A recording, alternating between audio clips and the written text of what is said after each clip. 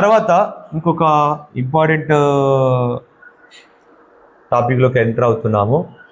ఈ కాన్సెప్ట్ ఇక్కడే స్టార్ట్ అవుతుంది. మళ్ళీ మీకు ఇంటర్లో డిగ్రీలో ఇది బాగా రిపీటెడ్గా వస్తూ ఉంటుంది. మళ్ళీ బయట ఎక్కడ కూడా దీని గురించి చెప్పారు.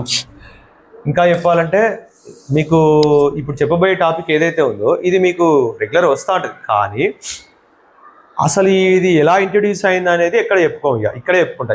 ఈ చిన్న కాన్సెప్ట్ మళ్ళీ మీరు గుర్తుపెట్టుకోలే అనుకోండి, అసలు ఇది అంతా ఎందుకు చేస్తున్నామనే క్వశ్చన్ మీకు ఇంటర్లో ఖచ్చితంగా ఒక్కసారైనా వస్తుంది.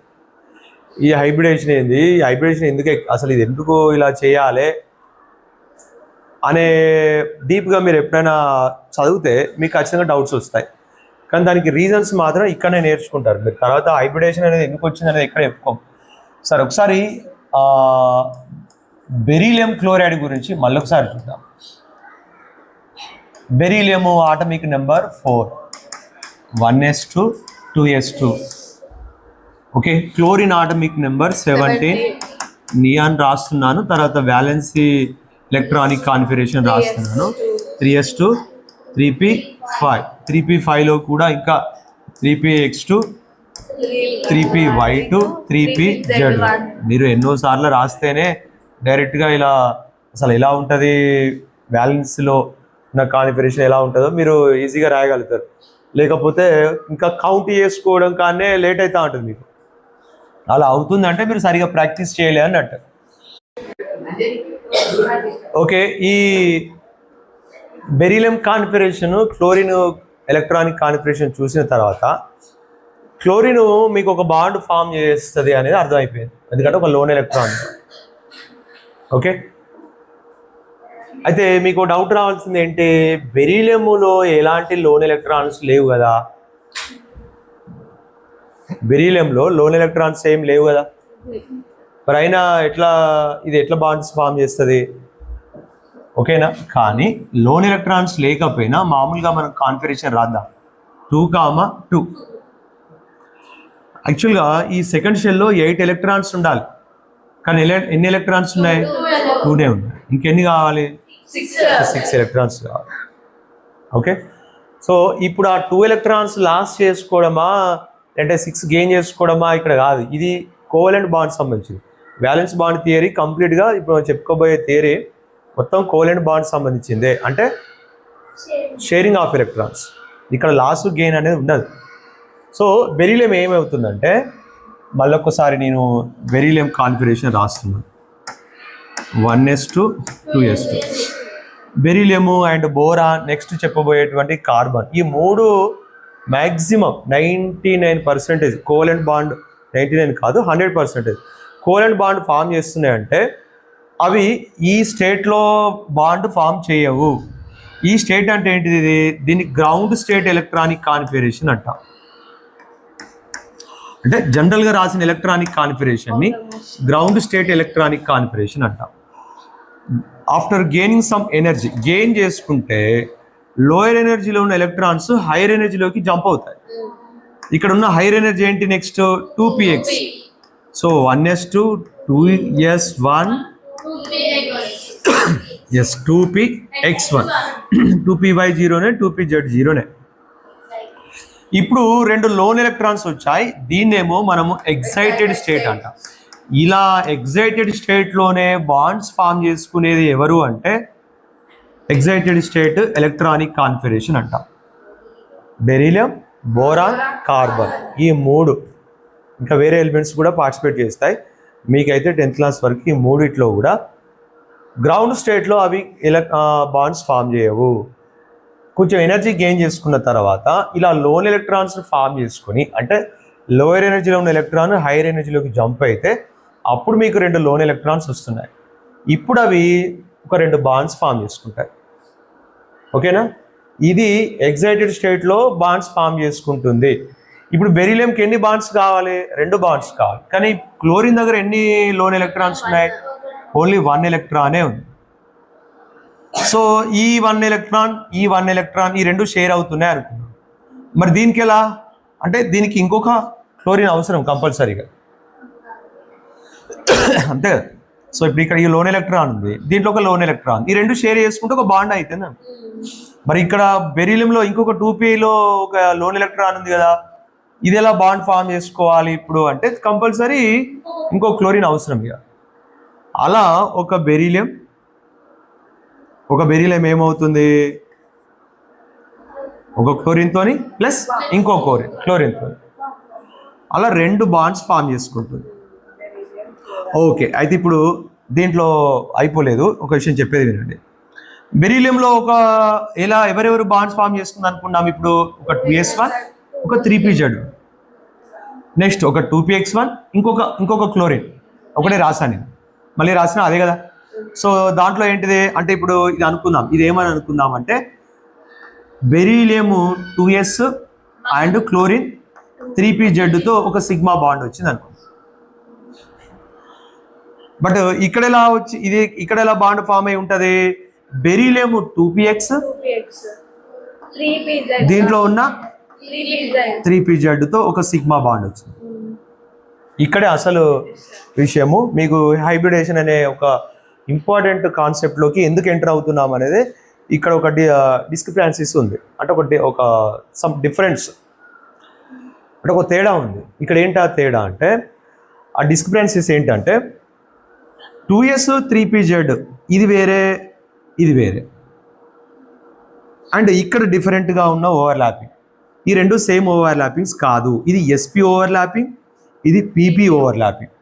అంటే డంబెల్ షేప్లో ఉన్నవి కలిస్తే షేరింగ్ అవుతాయి, ఇక్కడ ఒక బాండ్ వచ్చింది, ఇక్కడేమో s ఆర్బిటాల్ అంటే స్పెరికల్ షేప్, ఇదేమో dumbbell shape. So different overlapping అయినా కూడా ప్రాక్టికల్గా చెక్ చేసినప్పుడు బెరీలియం క్లోరైడ్కు ఏముంది అంటే డిఫరెంట్ బాండ్ స్ట్రెంగ్త్స్ లేకుండా సేమ్ బాండ్ స్ట్రెంగ్త్ ఉంది. సో ఇక్కడ sp ఒకటేమో sp ఓవర్లాపింగ్, ఇంకోటేమో pp ఓవర్లాపింగ్. కానీ ఈ రెండిట్లో ప్రాక్టికల్గా చెక్ చేస్తే అబ్జర్వ్ చేసింది ఏంటంటే సేమ్ బాండ్ స్ట్రెంగ్త్ కనబడ్డది. ఇది సైంటిస్టులు అబ్జర్వ్ చేసిన తర్వాత సేమ్ బాండ్ స్ట్రెంగ్త్ డౌట్ వచ్చింది. ఏంటి, డిఫరెంట్ ఆర్బిటాల్స్ ఓవర్లాపింగ్ అయినప్పుడు డిఫరెంట్ బాండ్ స్ట్రెంగ్త్ ఉండాలి కదా, కానీ సేమ్ ఎందుకు ఉంది అనే క్వశ్చన్ వచ్చింది. ఈ క్వశ్చన్ అంటే ఈ డిస్క్రిపెన్సీస్ని ఎక్స్ప్లెయిన్ చేయడానికి మనం తీసుకొచ్చిన కాన్సెప్టే ఆ ఫినామినా ఏంటి అంటే హైబ్రిడైజేషన్. ఏంటి హైబ్రిడైజేషన్ ఎందుకు వచ్చి చెప్తున్నాం, డిఫరెంట్ ఆర్బిటాల్స్ ఓవర్లాపింగ్ అయినప్పుడు డిఫరెంట్ బాండ్ స్ట్రెంగ్త్స్ ఉండాలి.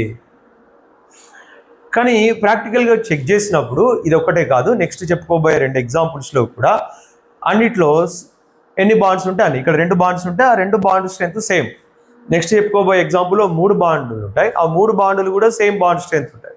ఇంకో చెప్పిదాము, దాంట్లో 4 బాండ్స్ ఉంటాయి, దాంట్లో 4 బాండ్స్ కూడా సేమ్ బాండ్ స్ట్రెంగ్త్ ఉంది. డిఫరెంట్ ఆర్బిటాల్స్ ఓవర్లాపింగ్ అయితే డిఫరెంట్ బాండ్ స్ట్రెంగ్త్ లేకుండా సేమ్ బాండ్ స్ట్రెంగ్త్ ఎలా ఉంది అనే క్వశ్చన్ ఎక్స్ప్లెయిన్ చేయడం కోసము మనం ఇంట్రడ్యూస్ చేసే ఫినామినా ఏంటంటే హైబ్రిడైజేషన్. సో ఇప్పుడు హైబ్రిడైజేషన్ అంటే ఏంటి, దాంట్లో ఏం చేస్తాము, ఇక్కడ ఉన్న ఈ డిస్క్రిపెన్సీస్ అక్కడ ఎలా మనం ఎక్స్ప్లెయిన్ చేస్తాము అనేది ఇప్పుడు చూద్దాం. ఇక ఇప్పుడు చెప్పిన హైబ్రిడైజేషన్ ఎందుకు ఇంట్రడ్యూస్ అయ్యింది అనే పాయింట్ మీకు ఎక్కడ మళ్ళీ రాదు. హైబ్రిడేషన్ అంటే ఏంటిదో వస్తుంది, డిఫరెంట్ టైప్ ఆఫ్ హైబ్రిడేషన్స్ వస్తాయి, వాటికి ఎగ్జాంపుల్స్ వస్తాయి తప్ప అసలు హైబ్రిడేషన్తోనే ఎందుకు చెప్పుకుంటున్నాం అనే కాన్సెప్ట్లు మాత్రం మనం ఎక్కడ కూడా చెప్పుకోము, అది ఎక్కడ కూడా మీకు రాదు. ఇప్పుడు హైబ్రిడేషన్ గురించి చూద్దాము.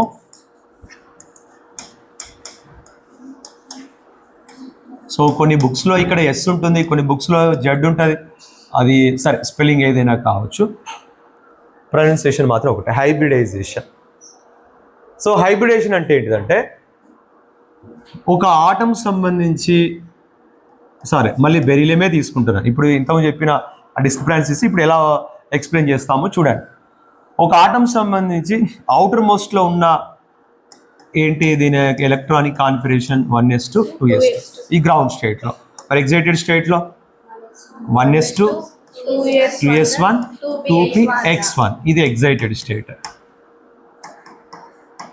సో ఒక ఆటం సంబంధించి అవుటర్ మోస్ట్ షెల్లో అంటే వ్యాలెన్స్ షెల్ బ్యాలెన్స్ షెల్లో ఉన్నటువంటి అన్ని almost equal energy orbitals.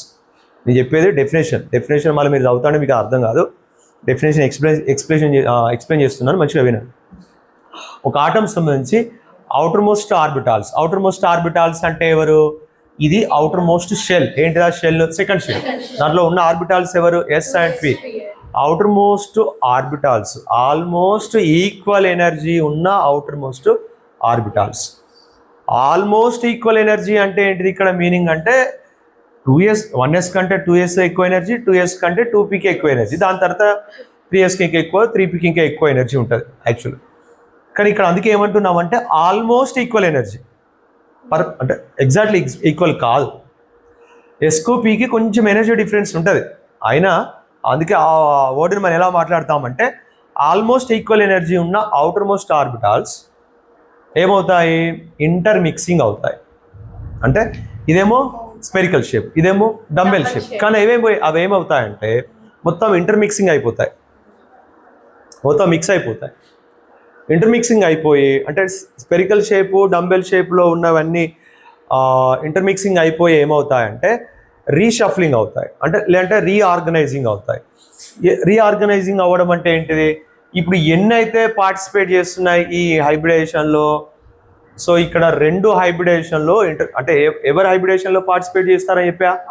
Outer మోస్ట్లో ఉన్నాయి, ఇంకా ఈక్వల్ ఎనర్జీగా ఉన్నవి ఏమవుతాయి? అవి రెండు కాదు, ఎన్ని ఉంటే అన్ని ఏమవుతాయి? అవి ఇంటర్మిక్సింగ్ అయిపోతాయి, మొత్తం మిక్స్ అయిపోయి రీఆర్గనైజ్ అయిపోతాయి. ఎలా రీఆర్గనైజ్ అయిపోతాయి అంటే ఎన్ని మిక్స్ అయిపోయినాయో మళ్ళీ అన్నీ వస్తాయి.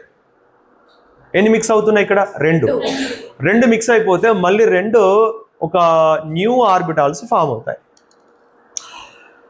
ఈ న్యూ ఆర్బిటాల్స్ ఫామ్ అవుతున్నాయి అన్నాం కదా, ఆ న్యూ ఆర్బిటాల్స్ ఫామ్ అయితే అవి ఎలా ఉంటాయి? ఫస్ట్ అలా న్యూ ఆర్బిటాల్స్ ఫామ్ అవ్వడాన్ని మనం హైబ్రిడేషన్ అంటాం. ఓకే, మరోసారి అవుటర్ మోస్ట్లో ఉన్న ఆర్బిటాల్స్, ఆల్మోస్ట్ ఈక్వల్ ఎనర్జీ ఉన్న ఆర్బిటాల్స్ ఇంటర్మిక్సింగ్ అయిపోయి రీఆర్గనైజింగ్ అయిపోయి same number of new orbitals form అయితే దాన్నే హైబ్రిడేషన్ అంటారు. ఎన్ని పార్టిసిపేట్ చేస్తే అన్ని వస్తాయి. ఓకే, సో ఇక్కడ న్యూ ఆర్బిటాల్స్కు ఈ ఓల్డ్ ఆర్బిటాల్స్కు ఉన్న డిఫరెన్స్ ఏంటిది? ఓల్డ్ ఆర్బిటాల్స్ అంటే ఎవరు? ఎస్ వేరే, పి వేరే, స్పెరికల్ షేపు, డంబెల్ షేప్. కానీ ఆఫ్టర్ రీషఫ్లింగ్ అంటే రీఆర్గనైజింగ్ అయిపోయిన తర్వాత ఏమవుతాయంటే ఇదేమి మనం డ్రా చేయము, ఇది మీకు అర్థం కావడం కోసమే చెప్తున్నాను. ఎక్కడ ఇది డ్రా చేయం. హైబ్రిడేషన్కి ముందు హైబ్రిడేషన్ తర్వాత ఎలా ఉంటుందో మనం ఎప్పుడు చూపించాం, అవసరం లేదు. స్పెరికల్ షేపు డంబెల్ షేప్ ఉన్న ఈ 2 ఇంటర్మిక్సింగ్ అయిపోయి ఎలా అయిపోతాయంటే ఇక్కడ న్యూ ఆర్బిటాల్స్ ఫామ్ అవుతాయి అన్నా కదా, ఎన్ని అవుతాయి? ఎన్ని మిక్స్ అయితే అన్ని. సో ఇప్పుడు 2 మిక్స్ అయిపోయినాయి కాబట్టి 2 న్యూ ఆర్బిటాల్స్ వస్తాయి. ఇక్కడ బిఫోర్ ఇంటర్మిక్సింగ్ ఎలా ఉంటాయి? ఇది కొంచెం లోయర్ ఎనర్జీ, ఇది కొంచెం హైయర్ ఎనర్జీ, కొంచెం ఎనర్జీ డిఫరెన్స్ ఉంటుంది. బట్ ఆఫ్టర్ రీషఫ్లింగ్ అయిన తర్వాత మీకు ఎనర్జీ సేమ్ ఉంటుంది. వచ్చే 2 కొత్త ఏవైతే ఉన్నాయో వాటికి రెండింటికి సేమ్ ఎనర్జీ ఉంటుంది అండ్ 2 సేమ్ షేప్ ఉంటుంది. రెండింటికి సేమ్ షేప్ ఉంటుంది. బిఫోర్ స్పెరికల్ షేప్, ఇది డంబెల్ షేప్. ఇప్పుడు ఆఫ్టర్ ఆ 2 ఎలా ఉంటాయంటే same shape, same energy. So అలా ఫామ్ అవ్వడమే హైబ్రిడైజేషన్. ఇప్పుడు మీకు ఒక డౌట్ వస్తుంది. ఏం డౌట్ కాదు, ఒక కన్ఫ్యూజ్ ఉంటుంది. ఏంటిదా కన్ఫ్యూజ్ అంటే ఆ 2 ఆర్బిటాల్స్ ఎట్లుంటాయి మరి చూపియండి అని మీరు అంటారు కావచ్చు. 2 ఉన్నా, 3 ఉన్నా, 4 ఉన్నా, 5 ఉన్నా మనం వాటిని ఎట్లా గీస్తామంటే ఒక హైబ్రిడ్ ఆర్బిటాల్ ఏమో ఇలా ఉంటే ఇంకొక హైబ్రిడ్ ఆర్బిటాల్ ఏమో ఇలా ఉంటుంది. దీన్ని చూస్తే మీకు ఏమనిపిస్తుంది అంటే అది పి ఆర్బిటాల్ కదా అనిపిస్తుంది. కాదు, అది పి ఆర్బిటాల్ కాదు. ఇది ఒక SP hybrid orbital. SP hybrid orbital. ఎందుకు ఎస్పి హైబ్రిడ్ ఆర్బిటాల్ నేమ్ వచ్చింది? బిఫోర్ మిక్సింగ్ ముందు అవి ఒక ఎస్ ఒక పి ఇంటర్మిక్సింగ్ అయినాయి కాబట్టి ఆఫ్టర్ రీఆర్గనైజింగ్ అయిపోయిన తర్వాత వాటికి పెట్టాల్సిన పేరు ఏంటిది అంటే ఎస్పి హైబ్రిడ్ ఆర్బిటాల్. ఇప్పుడు ఏమైనా ఉన్నాయి? 2 ఉన్నాయి. ఒకటి ఇదేమో ఎస్పి, ఇది ఇంకొక ఎస్పి. సో మ్యాక్సిమము రిపల్షన్లోకి వెళ్ళిపోతాయి. మ్యాక్సిమం రిపల్షన్లో ఏమైనా 2 ఉండాలంటే ఇలా ఉంటే ఇది మ్యాక్సిమం రిపల్షన్ కాదు. మ్యాక్సిమం రిపల్షన్ అంటే లీనియర్ షేప్లోకి వెళ్ళిపోవడం. ఇక ఇటొక ఎస్పి ఆర్బిటాల్, ఇటొక ఎస్పి ఆర్బిటాల్, ఇలా లీనియర్ షేప్లోకి వెళ్ళిపోతాయి. సో టోటల్గా ఇప్పుడు sp హైబ్రిడ్ ఆర్బిటాల్లో ఒక బాండ్ ఫామ్ అయింది, ఒక మాలిక్యూల్ ఫామ్ అయిందంటే అక్కడ ఎంత యాంగిల్ ఉంటుంది? 180 ఉంటుంది కంపల్సరీగా. sp హైబ్రిడేషన్తో న్యూ ఆర్బిటాల్స్ వచ్చాయంటే కంపల్సరీ అక్కడ linear shape and 180 degrees bond angle ఉంటుంది. సో ఇప్పుడు ఇక్కడ ఏంటిది కొత్తగా వచ్చింది ఏంటిదంటే same shape same energy, same shape same energy ఉంటుంది. ఇలా 2 పార్టిసిపేట్ చేస్తే 2, ఒకవేళ 3 అయితే అంటే ఒక ఎస్, ఒక పి, ఒక పిఎక్స్ ప్లస్ ఇంకొక పివై అనుకుందాం. ఇప్పుడు దీన్ని ఏం హైబ్రిడేషన్ అంటాము? sp2 హైబ్రిడేషన్ అంటాం. ఒక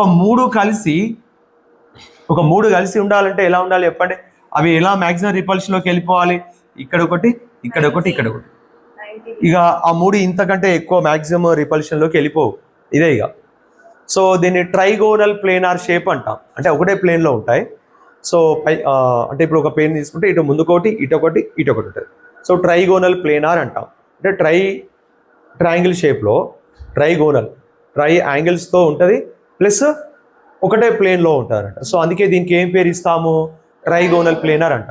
ఇలా ఈ 3 ట్రైగోనల్ ప్లేనార్ షేప్లో ఎవరుంటారు? ఈ 3 ఇలా రీఆర్గనైజ్ అయిపోతాయి.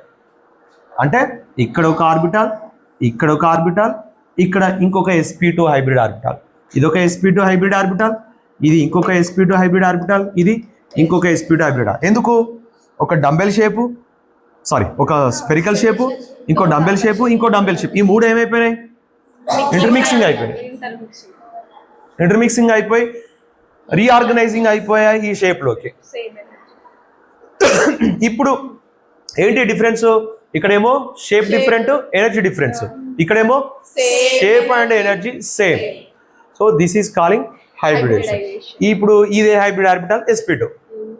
ఓకే, ఒకవేళ ఒక ఎస్ 3 పీలు అంటే పిఎక్స్, పివై, పిజెడ్ అలా 3 పార్టిసిపేట్ చేస్తే అది ఎలా ఉంటుంది? ఒక డంబెల్ షేపు, ఒక పివై డంబెల్ షేపు రఫ్గా గీసేస్తున్నా, ఇంకో డంబెల్ షేప్. ఇప్పుడు ఇలా ఎలా వెళ్ళిపోతుంది అంటే పైకోటి, సో ఇటొకటి, మళ్ళీ ఇటొకటి. నిన్న మీకు ఒకటి చూపించాను, వెనుకకున్న వాటికి షేడింగ్ ఉంటుంది, ముందున్న దానికి లైనింగ్ ఉంటుంది, మళ్ళీ ఇటు సైడ్ కోట్ ఉంటుంది, పై కోట్ ఉంటుంది చెప్పాం కదా. దాని ఏం షేప్ అన్న గుర్తుందా? టెట్రాహైడ్రల్. టెట్రా అంటే 4, టెట్రాహైడ్రల్ షేప్ ఉంటుంది. ఇలా ఇదేంటిది? ఒక sp3, ఇది ఇంకో sp3, ఇది ఇంకో sp3, ఇది ఇంకో sp3, టోటల్గా 4 sp3 హైబ్రిడ్ ఆర్బిటాల్స్ వచ్చాయన్నట్టు. సో ఇది హైబ్రిడేషన్ సంబంధం. ఇప్పుడు మనం ఏం చేయాలంటే ఒక్కొక్క హైబ్రిడేషన్కు ఎగ్జాంపుల్స్ చూసుకోవాలి. హైబ్రిడేషన్లో ఇప్పుడు బెరీలియం క్లోరైడ్ ఇంతకుముందు చెప్పినట్టుగా, ఇంతకుముందు ఏం చెప్పాను చెప్పండి? ఇక ఇంతకుముందు ఏం చెప్పుకున్నామంటే బెరీలియం క్లోరైడ్లో ఇదేమో పిజెడ్, ఇదేమో పిఎక్స్, ఇదేమన్నాను, ఇదేమో 2s, ఇదేమో పిజెడ్. 2s ఎవరిది? బెరీలియం. పిజెడ్ ఎవరిది? క్లోరిన్. తర్వాత ఇంకేముంది? బెరీలియంలో 2px ఉంది, ఇంకొక క్లోరిన్ వస్తుంది, దాంట్లో ఒక 3pz. సో టోటల్గా ఇక్కడ ఓవర్లాపింగ్ వేరే, ఇక్కడ ఓవర్లాపింగ్ వేరే. సో ఈ బాండ్ స్ట్రెంత్ డిఫరెంట్గా ఉండాలి యాక్చువల్గా అన్నా, కానీ ప్రాక్టికల్గా ఏం లేదు, డిఫరెంట్గా లేదు. ఏముంది మరి? సేమ్ ఉంది. అంటే యాక్చువల్లీ ఇప్పుడు ఏం జరిగింది తెలుసా?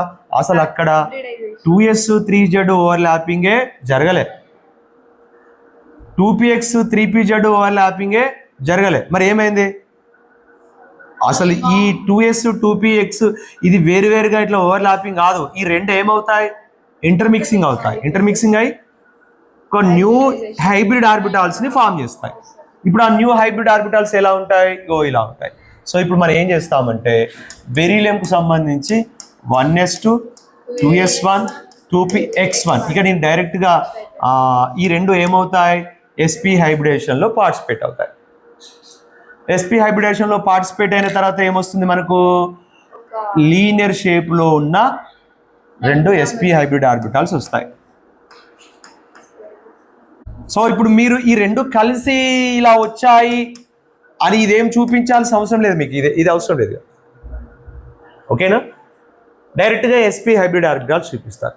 ఇవి ఎవరితో పార్టిసిపేట్ అవుతాయి? ఇప్పుడు రెండు క్లోరిన్లతో మనకు ఫామ్ అయ్యేది. ఇప్పుడు ఏం చెప్తున్నా, బెరీలియం క్లోరైడ్ ఎట్లా ఫామ్ అయింది. బెరీలియంలో ఒక బెరీలియం రెండు క్లోరిన్స్ ఉన్నాయి.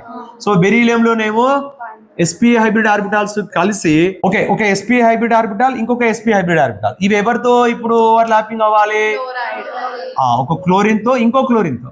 ఈ క్లోరిన్ లో ఏ ఆర్బిటాల్ ఉంటాయని చెప్పుకున్నాం, 3pz.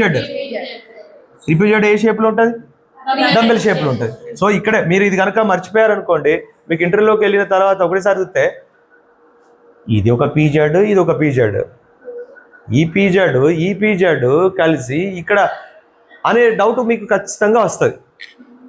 మీరు ఇది pz అని ఒక pz అనుకోకండి. ఫస్ట్ మీరు sp హైబ్రిడ్ ఆర్బిటాల్స్ గురించి ఇప్పటిదా చెప్పినంత మీరు మర్చిపోతే వేస్ట్. ఇది pz ఆర్బిటాల్, ఇది డంబెల్ షేప్లో ఉన్న p ఆర్బిటాల్ కాదు, ఒక sp ఆర్బిటాల్ ఇంకొక sp ఆర్బిటాల్.